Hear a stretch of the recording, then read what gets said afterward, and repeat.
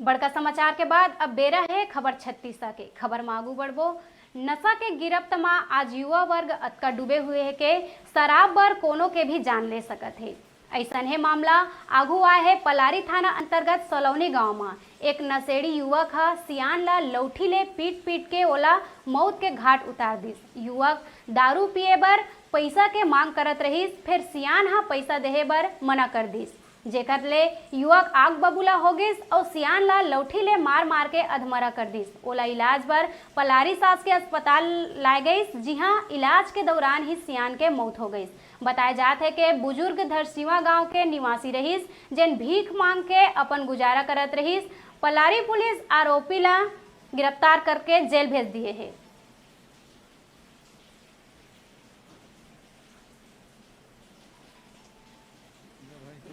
पुरऊ राम ध्रुव जो हैं उनको भीख मांग के अपना जीविका चलाते थे।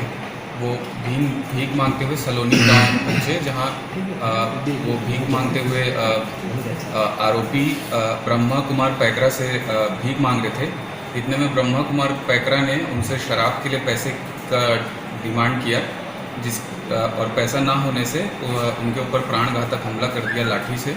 उनके बाएं बाजू और कलाई में प्राणघातक चोट आ गए, जिसके अंतर्गत उनको CHC पलारी में भर्ती कराया गया था। उनकी मृत्यु लगभग 8 बजे हो गई पुरऊ राम ध्रुव की, और आरोपी को हम लोग 9:30 बजे तक रात को अपने हिरासत में लेने में सफलता हासिल की।